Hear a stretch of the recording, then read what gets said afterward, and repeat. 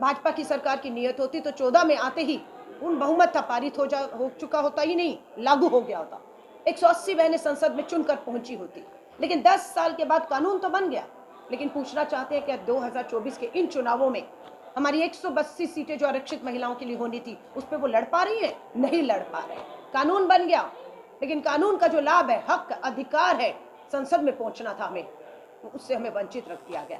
तो यह अधूरा है। राहुल गांधी जी, इंडिया अलायंस का ये बिल्कुल कहना है कि 24 में कुछ महीने बचे हैं, इंडिया अलायंस और कांग्रेस की सरकार बनते ही महिला आरक्षण कानून लागू हो जाएगा। और जिन राज्यों में विधानसभा चुनाव 24 में आएंगे, महाराष्ट्र में आएगा, हरियाणा में आएगा, दिल्ली में आएगा, और जिन राज्यों में भी इसी 24 में चुनाव वो आएगा, हमारी सरकार बनी तो सबसे पहले इन विधानसभाओं में महिला आरक्षण कानून लागू ही नहीं होगा। बहनें लड़ेंगी, जीतेंगी और अपनी अपनी विधानसभाओं में पहुंच जाएंगी। और आप ये भी देखेंगे कि इन राज्यों में महिलाएं आरक्षित सीटों से लड़कर विधायक ही नहीं, उप मुख्यमंत्री और मुख्यमंत्री भी बनेंगी। ये हमें कहने में गर्व महसूस होता है। और ये लड़ाई हमारी आधी आबादी की सुरक्षा, आर्थिक सशक्तिकरण, राजनीतिक सशक्तिकरण और सामाजिक सशक्तिकरण की लड़ाई है, जिसको लेकर भारतीय राष्ट्रीय महिला कांग्रेस और हमारी पूरी जो हमारी महिला संगठन की परिवार के सदस्य हम आगे बढ़ रही हैं।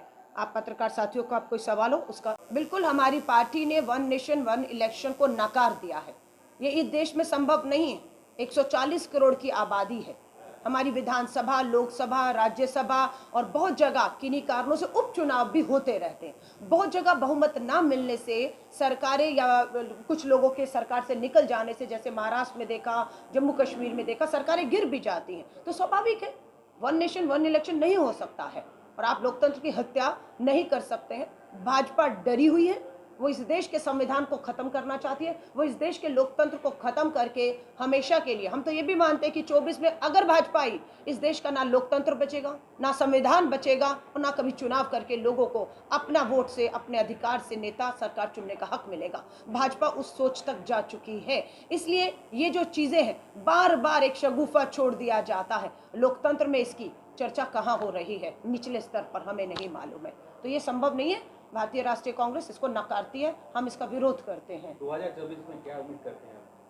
2024 में इंडिया अलायंस कांग्रेस की पूर्ण बहुमत की स्थिर सरकार जो 5 साल चलेगी, जो किसान को न्याय देगी, बेरोजगार युवाओं को न्याय देगी, महिला बहनों को और सरहद पे खड़े जवान को, देश की सरहदों को सुरक्षित करेगी। ये नहीं कहेगी कि जब चीन घुसता है लद्दाख में, अरुणाचल में, गलवान वैली में, प्रधानमंत्री जी कहते हैं ना कोई गुस्सा था ना कोई गुस्सा हुआ है, लाल आग करके दिखानी थी। तो हम आएंगे, पूर्ण बहुमत की सरकार स्थिर 5 साल चलेगी और सबसे सहमति करके सरकार बनने के बाद कॉमन मिनिमम प्रोग्राम जो निकल कर आएगा कि सबसे पहले राहत हमें किसान, जवान, महंगाई, महिलाओं को देनी है, उस पर बात होगी। और भाजपा का ये समय पूरा हो चुका है।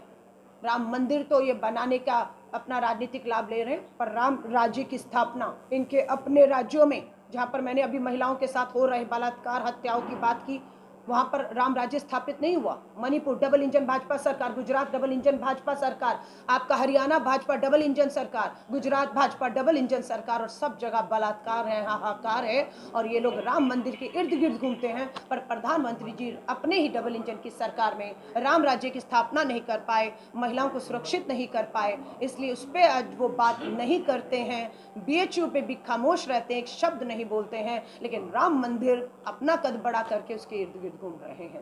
प्राइम मिनिस्टर का मुख क्या है? हाँ, गठबंधन में प्राइम मिनिस्टर कौन बनेगा? मैं आप पत्रकार साथी का धन्यवाद करती हूँ कि आप हम महिलाओं को ये हक दे रहे हैं और पूछ रहे हैं कौन, और हम ये तय करें। आपका धन्यवाद, ये हमारे लिए सम्मान की बात है। पर ये पक्की बात है कि बंगाल के सिलीगुड़ी में बैठकर अलका लांबा तय नहीं करेगी कि कौन होगा प्रधानमंत्री। स्वाभाविक है, इंडिया अलायंस लड़ रहा है, मजबूती से लड़ेंगे, जीत कर आएंगे, बैठेंगे और बिल्कुल उस पर बात होगी ये अगला प्रधानमंत्री कौन होगा। पहले लोग अपना नेता, सांसद चुनेंगे, सांसद संख्या आएगी, मीटिंग होगी, तय होगा, और जो तय होगा सबको स्वीकार होगा। नरेंद्र मोदी जी हैं, बीएचयू की बेटी का बलात्कार करने वाले सामूहिक बलात्कारियों के साथ प्रधानमंत्री जी निजी समय और बात कर रहे हैं। आगे आ जाइए, कौन है कुलदीप सिंह सेंगर? उन्नाव से भाजपा का विधायक, नाबालिग बेटी के बलात्कार में हमने संघर्ष किया, आज जेल की सलाखों के पीछे, सम्मानित सदस्य है भाजपा का। आ जाइएगा आप राम दुलार गौर अभी अभी 10 साल मामला चला, नाबालिग बेटी के बलात्कार का दोषी करार दिया गया, भाजपा का सम्मानित सदस्य है, विधायक अभी तक सदस्यता नहीं गई, जेल डाला गया है। इसी के साथ चिन्मयानंद, संदीप सिंह, कौन है सरदार ये जो है संदीप सिंह, अभी इस समय हरियाणा का मंत्री है, गंभीर यौन उत्पीड़न के आरोप है, एफआईआर है, कार्रवाई नहीं है, मंत्री बना है, सम्मानित सदस्य। ये ब्रजभूषण शरण है। ये हकीकत है भाजपा की। वो कहते हैं अपराध गैर भाजपा राज्यों में भी है, बिल्कुल स्वीकार रहे हैं। पूरे भारत देश में महिलाओं के जो है 7 अपराध है, लेकिन पूछना चाहते हैं कि क्या जहां गैर भाजपा सरकारें हैं उनके मंत्री खुद बलात्कार में शामिल हैं, या उनकी पार्टी उन्हें बचाने की कोशिश कर रही है, या सुप्रीम कोर्ट का फटकार लगा के एफआईआर करानी पड़ रही है? पूछना चाहते हैं। गैर भाजपा सरकार या इंडिया अलायंस कांग्रेस की कोई भी ऐसा नेता नहीं बता सकते जो भाजपा हमारा सांसद है, विधायक है, पार्षद है, बलात्कार में है और उसे हम बचा रहे हो, या सुप्रीम कोर्ट के कहने पर कार्रवाइयां हो रही हो। आपके तो नेता शामिल हैं, बेटी बचाओ का नारा देते हैं। हमारी ये लड़ाई भारत जोड़ो न्याय यात्रा, न्याय का हक मिलने तक। आधी आबादी को हम आगे चल रही हूं मैं इस यात्रा के। मैं पूरा मणिपुर से अरुणाचल ईटानगर होते हुए गुवाहाटी में प्रेस वार्ता और महिला सम्मेलन करते हुए आज हम लोग यहाँ पर हैं। हम ये लड़ाई तब तक लड़ेंगे जब हमारी आधी आबादी, हमारी बेटियों को न्याय नहीं मिल जाता, वो सुरक्षित नहीं हो जाती। अर्जुन जी ने एक नोटिस जारी किया है जिसमें कहा गया है कि कांग्रेस के कोई भी लोग राम मंदिर से रिलेटेड कोई प्रोग्राम होगा या 22 तारीख को जो कल प्राण प्रतिष्ठा हुई कांग्रेस नहीं, उसमें नहीं जाएंगे। मगर कुछ लो लेवल के लीडर्स है, उनका कहना है कि हम लोग तो जाना चाहते हैं। नहीं, आपका माफी चाहूंगी, आपका सवाल से मैं बिल्कुल इत्तेफाक नहीं रखती। मैं बिल्कुल कांग्रेस अध्यक्ष के संपर्क में हूं, कांग्रेस वर्किंग कमेटी की सदस्य हूं, ऑल इंडिया महिला कांग्रेस की राष्ट्रीय अध्यक्ष हूं। पूरी जिम्मेदारी से कह रही हूं, मेरे राष्ट्रीय अध्यक्ष मल्लिका अर्जुन खड़गे जी ने, कांग्रेस के राष्ट्रीय अध्यक्ष ने किसी को कुछ नहीं कहा है। उनका जो अपना मानना था, जिसपे मैं भी मानती हूँ, यही है कि पूरे भगवान श्री राम के मंदिर का 2024 के चुनावों से पहले राजनीतिकरण किया जा रहा है। उसका राजनीतिक लाभ लेने के लिए एक धर्म का इस्तेमाल करके अपने मन मुताबिक तरीके से प्रतिष्ठान का राजनीतिकरण हो चुका है। मोदी जी का कद बढ़ा के भगवान श्री राम का कद नीचा करके मोदी जी भगवान श्री राम की उंगली पकड़ के मंदिर ले जाने वाले कौन होते हैं? कौन होते हैं? कौन होते हैं? भाजपा, आरएसएस, विश्व हिंदू परिषद आपको और हमें आमंत्रित करने वाली भगवान श्री राम का मंदिर है, जिसकी जब मर्जी आएगी, भगवान श्री राम का बुलावा आएगा, हम दौड़ते चले जाएंगे। हम किसी न्योते के मोहताज नहीं हैं। लेकिन ये कार्यक्रम हम नहीं, धर्मगुरु, धर्माचार्य, हमारे शंकराचार्यों का मानना है अधूरा है निर्माण, अधूरा है निर्माण। जल्दबाजी की जा रही है 2024 के चुनावों में, पूरा तरह से भगवान श्री राम के मंदिर का जो है राजनीतिकरण करके वोटों का लाभ लेकर सत्ता हासिल करना, और फिर वो सत्ता राम राज्य स्थापित नहीं कर पा रही। किसानों को, दलितों को, बेरोजगार युवाओं को, महिलाओं को न्याय नहीं दे पा रही। वो सिर्फ पूंजीपति मित्रों के हाथ में इस देश की संपत्तियों को बेच के सिर्फ सत्ता पर काबिज होते रहना चाहती है। धन्यवाद। मैडम, जिस तरह की अलायंस की बात कहा है, सारे लोग आपके साथ है, ये आपका दावा है। हालांकि बहुत सारे सवाल अभी उठा है, मगर ममता बनर्जी जो chief minister of West Bengal, उन्होंने कल ऐलान किया है कि वो राज्य की जो 42 सीटें हैं, 42 सीटों में खुद अपने कैंडिडेट देंगे। तो इसके बारे में अलायंस का फ्यूचर क्या दिख रहा है आपको, और बंगाल में किस तरह से आप लोग इसके खिलाफ जाएंगे? बहुत अच्छा आपका सवाल है। इंडिया समूह के 26 और 2 बहुत छोटे हैं दल, जिनके सांसद विधायक नहीं हैं, लेकिन जमीन उनकी है। तो ऐसे 28 दल, पूरा इंडिया समूह एकजुट है।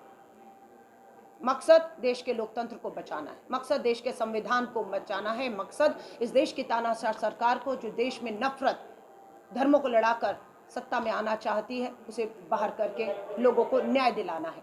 अब उसके लिए इंडिया समूह एक है। लगातार हमारी मीटिंगें और बैठकें चल रही हैं।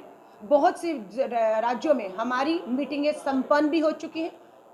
सीट शेयरिंग का फार्मूला जो था, कौन लड़ेगा, कितनी सीटों पर लड़ेगा, कौन सी सीटों पर लड़ेगा, बहुत से राज्यों में पूरा हो चुका है। जल्द हम इसकी घोषणा करने जा रहे हैं। ये हमें पूरी उम्मीद है, जहां पर फैसले हो चुके हैं दोनों में आपसी सहमतियों से। बंगाल और कुछ राज्य ऐसे हैं, पंजाब भी मैं कहूँगी, कुछ और राज्य हैं जहाँ पर अभी बातचीत जारी है और हम गठबंधन में लड़ेंगे। हम हो सकता है राजस्थान, मध्य प्रदेश, उत्तराखंड, हिमाचल, जहाँ सीधा भाजपा, कर्नाटका, तेलंगाना, जहाँ हम और हमारे विरोधी भाजपा है वहाँ हम लड़ेंगे। बाकी जगह समूह के साथ, समूह को आगे रखकर, बंगाल में स्वाभाविक है टीएमसी इंडिया समूह की बड़ी दल है, स्वाभाविक है बात करके चला जाएगा। मगर तो 42 से 42 लड़ेंगे तृणमूल बोले, तो आप बंगाल में कैसे लड़ेंगे? जैसे अधीर रंजन चौधरी जी का और नॉर्थ साउथ कोई बात नहीं, बात चल रहा है, साउथ मालदा बात में चल 2 रहा सीट अपना है। था। जो भी फाइनल होगा, जब भी फाइनल होगा, स्वाभाविक है मीडिया को बुलाकर जो भी चीज फाइनल हुई है शीर्ष नेतृत्व सामूहिक तौर से आपके सामने रखेगा। कानूनी अंदर मामला है, हमें मालूम है संगठन में बहुत सी कमियां हैं, हम बिल्कुल उसके ऊपर, मैं पहली बार राष्ट्रीय अध्यक्ष बनने के बाद बंगाल आई हूँ, सिलीगुड़ी आई हूँ, कल हमारी सभा भी हुई, बैठक हुई, मीटिंग हुई, चर्चा हुई है। संगठन में बहुत बदलाव की जरूरत है, जल्द हम बड़े बदलाव करने जा रहे हैं। न्याय यात्रा बंगाल में कौन सा रूट से जाएगा और कितना दिन तक बंगाल में न्याय यात्रा चलेगा? देखिए, पश्चिम बंगाल में, असम में अभी यात्रा चल रही है, उसके बाद पश्चिम बंगाल में 523 किलोमीटर की ये यात्रा 5 दिन रहेगी और 7 जिलों से होकर गुजरेगी। हम आपको वो जिले, रूट और सब जानकारी यात्रा आने से पहले हमारे बड़े लीडर, हमारे प्रदेश अध्यक्ष अधीर रंजन चौधरी जी, हमारे जो यहाँ के प्रभारी बनाए गए हैं जम्मू कश्मीर से हैं, मीर साहब, वो आपकी प्रेस वार्ता करके आपको पूरे रूट की जानकारी और मीडिया का क्या व्यवस्था है आपको वो बताएंगे। हमें मणिपुर में परेशान किया गया, मणिपुर के ईटानगर की राजधानी से यात्रा शुरू होनी थी, डबल इंजन की भाजपा की सरकार डर गई कि अगर यात्रा तेलंगाना और कर्नाटका से गुजरी, जहां पर भाजपा का सफाया कर दिया हमने, दक्षिण भारत मुक्त हो गया भाजपा, अब वो डरी हुई है। आज असम के मुख्यमंत्री डरा रहे थे राहुल गांधी जी को कि हम आपके खिलाफ एफआईआर करेंगे, गिरफ्तार करेंगे। हम बताना चाहते कि हमारे नेता का नारा है डरो मत, और हम डरेंगे नहीं। यात्रा किसी कीमत पर, किसी कीमत पे, कोई कुर्बानी देनी हो, ये यात्रा रुकेगी नहीं। ये यात्रा न्याय का हक मिलने तक जारी रहेगी और मुंबई तक 6713 किलोमीटर, 67 डेज ये यात्रा है, 110 जिलों से गुजरेगी, जिसमें पश्चिम बंगाल के 7 जिले हैं और ये यात्रा 6713 किलोमीटर का सफर तय करेगी। मकसद है जो पीड़ित है, जिन्हें न्याय नहीं मिल रहा, उनसे मिलना, उनको न्याय की उम्मीद उनमें जगाए रखना। आज किसान है, किसको न्याय नहीं मिल रहा अगर आप पूछेंगे? 10 साल की डबल इंजन की सरकार का वायदा था या नहीं भाजपा का कि किसान की आय दुगनी होगी, किसान का कर्ज माफ होगा, किसान को न्यूनतम समर्थन मूल्य कानून मिलेगा। तीनों नहीं मिले, 10 साल पूरे हो गए, किसान को न्याय नहीं मिला। ये यात्रा किसान को न्याय दिलाने की यात्रा है। हर साल 2 करोड़ नौकरी युवाओं को देने का वायदा था, 10 साल में 20 करोड़ नौकरियां आपने देनी थी। कितने 40 साल के रिकॉर्ड टूट गए और बेरोजगारी अपने चरम पर है। तो पढ़े लिखे युवाओं को रोजगार का हक दिलाने की यात्रा राहुल गांधी जी की ये यात्रा है। हमारी आधी आबादी को 33% आरक्षण करके राजनीतिक सशक्तिकरण की बात हो, महिला सुरक्षा की बात हो, इन सब के लिए ये यात्रा जो है वो आगे बढ़ रही है। तो ऐसे बहुत से मुद्दे जिसपे जो इसमें उठाए जाएंगे। आप जो बोल रहे थे, इसके साथ एक सवाल है कि वेस्ट बंगाल की बात करें तो यहाँ पे स्कैम जो है, वो स्कैम के बारे में हम आपको बताएं कि जो मतलब स्कूल का जो मतलब नियम के बारे में जो था, तो अभी उसमें तो बहुत जन अरेस्ट भी हुआ है, लेकिन नौकरी पाने के लिए बहुत जन ऐसा है कि अभी तक सड़क में बैठा हुआ है, जो न्याय मांग रहा है, न्याय नहीं मिल रहा है। तो राहुल गांधी क्या मिलेगी उससे? देखिए, कोई बात है ऐसा नहीं है। ये यात्रा हमारे जो राज्य हैं, जब राजस्थान में हमारी सरकार थी, यात्रा भारत जोड़ो न्याय यात्रा वहां से गुजरी थी, तो राहुल गांधी जी तब भी मिले थे। ऐसा नहीं था उनकी सरकार थी और वहां के जो मुद्दे थे वो लोगों को वो मिले नहीं, वो लोगों से मिले, उनकी बात को सुना। तो यहाँ पर ऐसा नहीं है कि हमारी सरकार है, हमारे विरोधियों की सरकार है, हमारे सहयोगियों की सरकार है, इंडिया अलायंस की। जो भी मिलना चाहेगा अपने साथ, जो भी उसके साथ अन्याय हो रहा है, उसका हक नहीं मिल रहा, वो आवाज उठेगी और वो आवाज लोकतंत्र में हर एक को सुननी चाहिए और हम भी सुनेंगे। राहुल गांधी क्या मिलने जाएंगे उन लोगों के साथ? उन लोग देखिए, राहुल जी कहाँ जाएंगे कहाँ नहीं, बंगाल पूरा देश पूरा उनसे मिलना चाहता है।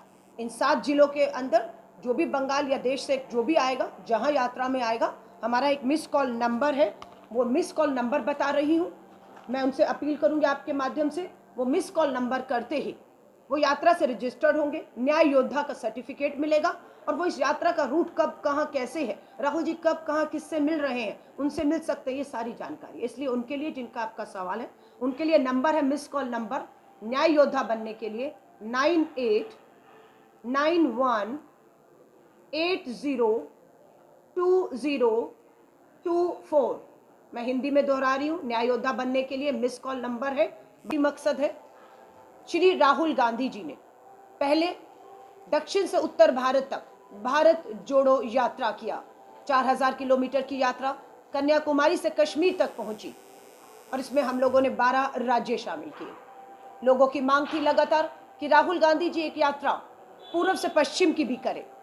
राहुल जी ने लोगों का निवेदन स्वीकारा, कांग्रेस कार्यकर्ताओं का निवेदन स्वीकारा और अब पूर्व से पश्चिम ये जो यात्रा है इसको भारत जोड़ो न्याय यात्रा कहा गया। राहुल जी से सवाल पूछा, ये यात्राएं कब तक, भारत जोड़ो न्याय यात्रा कब तक? राहुल जी का जवाब था, न्याय का हक मिलने तक। ये यात्रा हमारी निरंतर जारी रहेगी।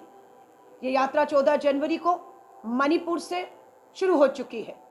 मणिपुर, नागालैंड करते हुए गुवाहाटी के लखीमपुर से ये आज रात अरुणाचल प्रदेश के ईटानगर ठहरेंगे और उसके बाद वापस असम होते हुए ये पश्चिम बंगाल में यात्रा कुछ ही दिन में पहुंचने वाली है। और खुशी की बात है, सिलीगुड़ी से यह यात्रा होकर गुजरेगी। सिलीगुड़ी, बंगाल के लोग इस यात्रा में, पूरा दार्जिलिंग जिला और सब लोग जो है इसमें हिस्सा लेंगे। यात्रा का मकसद अन्याय के खिलाफ लड़ना है। यात्रा का मकसद न्याय दिलाना है। आप पूछेंगे किसे न्याय दिलाना है? आधी आबादी न्याय मांग रही है। आज ही का मामला है, हरियाणा में भाजपा की डबल इंजन की सरकार ने बलात्कार और हत्या के मामले में 1, 2, 3 बार नहीं, 9 बार पैरोल पर एक बाबा को छोड़ा है। उम्र कैद की 20 साल की सजा है उसे, हत्या और गंभीर आरोप हैं बलात्कारों के, लेकिन उन्हें पैरोल पे छोड़ा जाता है। उसी हरियाणा में डबल इंजन की सरकार, जहां पर साक्षी मलिक, हमारी बेटी, देश का नाम पहलवानी में, रेसलिंग में रोशन करने वाली ब्रजभूषण शरण, भाजपा के सांसद पे गंभीर यौन उत्पीड़न के आरोप है। न्याय का हक अधूरा है। सुप्रीम कोर्ट का हम महिला कांग्रेस धन्यवाद करती है। अगर सुप्रीम कोर्ट पहल नहीं करता तो भाजपा के इस सांसद के खिलाफ FIR भी नहीं होता। तो ये न्याय का हक, न्याय की यात्रा हमारी आधी आबादी को न्याय दिलाने की यात्रा है। मणिपुर से ये यात्रा शुरू की। आज अभी जब मैं आपसे बात कर रही हूँ, मणिपुर में 5 नागरिक और 3 सुरक्षाकर्मी की हत्या कर दी गई। एक ही दिन में 8 लोगों की हत्या आज के दिन हुई। अखबारों की सुर्खियां मैंने यहाँ पर पढ़ी हैं। उस मणिपुर में 8 महीने से चल रहा पर प्रधानमंत्री जी को एक आइलैंड के समुद्र के किनारे बैठने और तस्वीरें खिंचाने का समय है, लेकिन जलते मणिपुर में जहां डबल इंजन की सरकार है जाने का उनको समय नहीं मिल रहा। राहुल गांधी जी पहले भी गए राहत कैंपों में और वहीं से यात्रा शुरू की, क्योंकि वहां न्याय का हक किसे चाहिए? आदिवासी बेटियों को चाहिए। जो बेटियों को थाने से, पुलिस सुरक्षा से घसीट कर बाहर ले जाकर सामूहिक बलात्कार किया जाता है, उनका न्याय का हक उन्हें चाहिए। इसलिए ये यात्रा उन सभी बेटियों को न्याय का हक दिलाने के लिए है। ये यात्रा उत्तर प्रदेश से गुजरेगी, उत्तर प्रदेश के उस वाराणसी से गुजरेगी जो प्रधानमंत्री जी आपका संसदीय क्षेत्र है। उस आपके संसदीय क्षेत्र के बनारस के BHU में पढ़ने वाली IT की छात्रा के साथ भाजपा IT सेल के 3 जो उनके हैं कार्यकर्ता सामूहिक बलात्कार करते हैं BHU में पढ़ने वाली IT की हमारी बहन बेटी के साथ, लेकिन न्याय नहीं होता है। आपको मैं मणिपुर लेकर गई, हरियाणा में आपका चर्चा किया मैंने BHU का। अब आपको गुजरात तक ये यात्रा जाएगी, गुजरात से जाएगी। गुजरात में किसके लिए न्याय है? गुजरात में बिल्किस बानो, सुप्रीम कोर्ट का अभी फिर फैसला आ गया है। 11 बलात्कारी और हत्यारों को भाजपा की सरकार ने रिहा कर दिया। फिर हम धन्यवाद करते हैं सुप्रीम कोर्ट का। सुप्रीम कोर्ट फटकार न लगाता तो मणिपुर पे कार्रवाई ना होती जो बहनों के साथ हुआ। सुप्रीम कोर्ट फटकार न लगाता तो साक्षी मलिक की FIR नहीं होती। सुप्रीम कोर्ट फटकार न लगाता तो आज बिल्किस बानो के 11 बलात्कारी जिन्हें रिहा ही नहीं किया। ये तस्वीरें हैं, ये तस्वीरें हैं भाजपा के सांसद और विधायकों के साथ रिहा होते ही। ये दिन है 15 अगस्त 2022। गुजरात के चुनावों से पहले इन्हें आजाद ही नहीं किया गया। भाजपा के मंचों पर इन्होंने बैठकर वोट और ये मांगा। ये वो तस्वीरें